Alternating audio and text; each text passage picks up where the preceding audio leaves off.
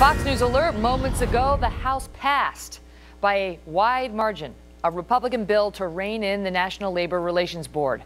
This is Congress attempting to make the Labor Board's actions unlawful. Specifically, its attempt to force Boeing to relocate its workers from a right-to-work state, South Carolina, to a pro-union one, Washington. Already now, top Republican senators are calling for this bill to pass the Senate as well. I'm mad as hell. This is a frivolous complaint beyond imagination. This is using the law for a political purpose, and I really do resent that. But the idea that we're not going to fight back, Senator Reid, please help us here. Business is smarter than government. And the next time Boeing has a move, they won't move to a South Carolina or a right-to-work state. They'll move to China or somewhere else. That's the signal this administration is sending. Joining me now, Ben Ferguson, host of The Ben Ferguson Show, and Simon Rosenberg, director of the New Democrat Network and former Clinton campaign advisor.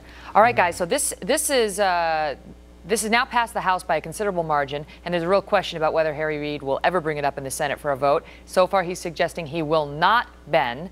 Why should he? Well, I mean, this is one of those things when you look at unemployment above 9%, you see the president out there fighting for jobs this week. You see that we have a poverty level that I've never seen in my entire lifetime.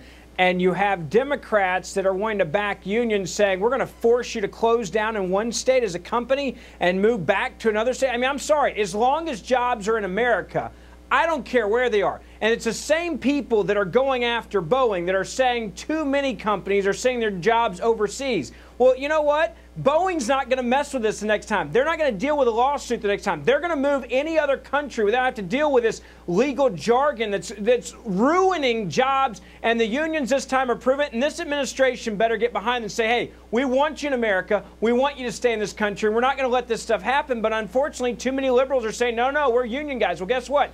Then you're going to have no one with jobs. Well, so what happened, just for our viewers, and I should have set this up better before we started the segment, was Boeing had a plant in Washington State. There was some sort of a work dispute. It wound up opening up another plant in South Carolina that it spent $1 billion on to build the super airliner. And now then the union back in Washington State objected and said, hey, you're trying to punish us by moving jobs there. And Simon Boeing has come out and said, no, we're not.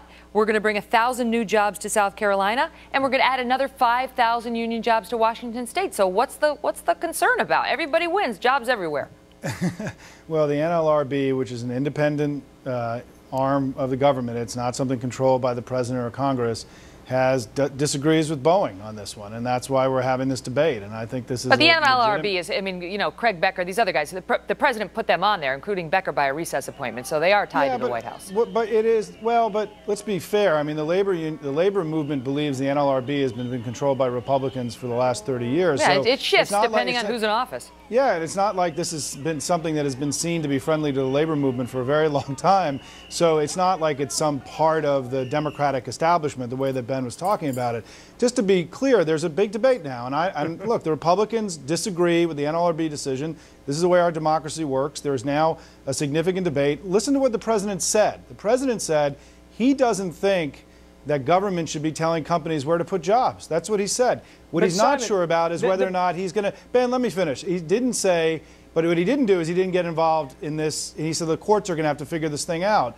And so the president, I think, is recognizing that he has limited capacity to influence this. It's an independent decision. And I agree with the president. I don't think that it should be up to independent agencies like the NLRB to determine. Yeah, go ahead, Ben. Well, that's interesting. Wait. But before you start, Ben, it sounds like Simon may be agreeing with you at the end. You don't think it should be up to independent agencies like the NLRB to determine where Boeing should open its plant. Is that what you said?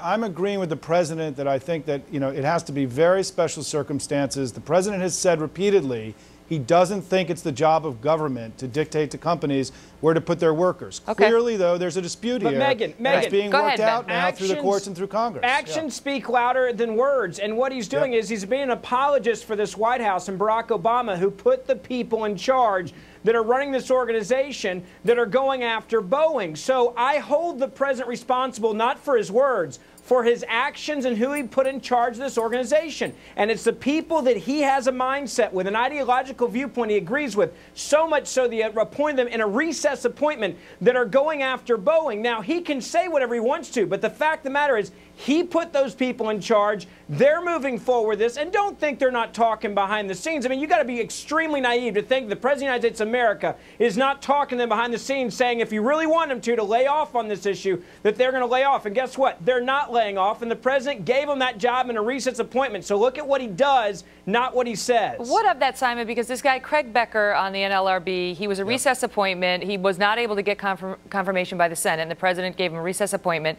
He is infamous for the following quote: "Employers should be stripped of any legally cognizable interest in their employees' election of representatives." So he's got a very myopic view of what an employer's rights are when it comes to unions and union workers. And this is the guy making, you know, on the board making the decision. Listen, what I reject in this debate and in some of the segments earlier is there's somehow this huge conspiracy by the White House to suppress businesses' ability to go out and create jobs. John Boehner talked about it today.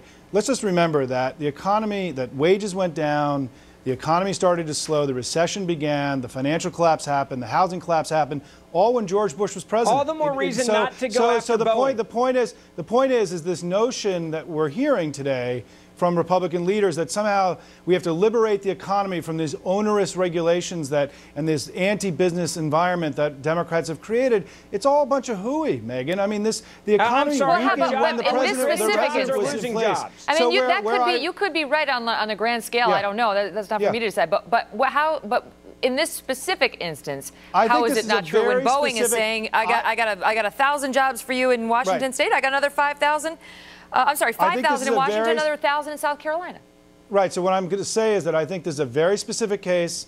I don't think this speaks to any sort of broad strategy of the administration to go after, you know, job creators and businesses. That's a bridge too far. What is clear, though, there's a legal dispute here. There's a dispute here, and Boeing would be smart to work very hard to try to resolve this as quickly as possible. All right, quickly, Ben, I got to go. Boeing would be very smart to the next time that they're looking at where they're going to open a facility of moving outside the U.S. because they're having to deal with an administration that appoints people to positions that attack them when they move to another right-to-work state. That is the underlying theme here. I understand it's the inconvenient truth that you don't want to get out there and the Obama administration doesn't want to get out there. But the fact is we're talking about this today because of the president's leadership at choosing individuals who are now spending their time attacking companies that are trying to create jobs. And you wonder why the economy is so bad. I'll tell you what's interesting. If Harry Reid does bring this up for a vote in the Senate, and if it manages to pass, then we'll see how President Obama really feels about it, right? Because it's going to go up to his signature. It's a good debate to have. Yep. I thank you both so much for coming on. All the best. Thanks, Megyn. Thanks for having us. Well,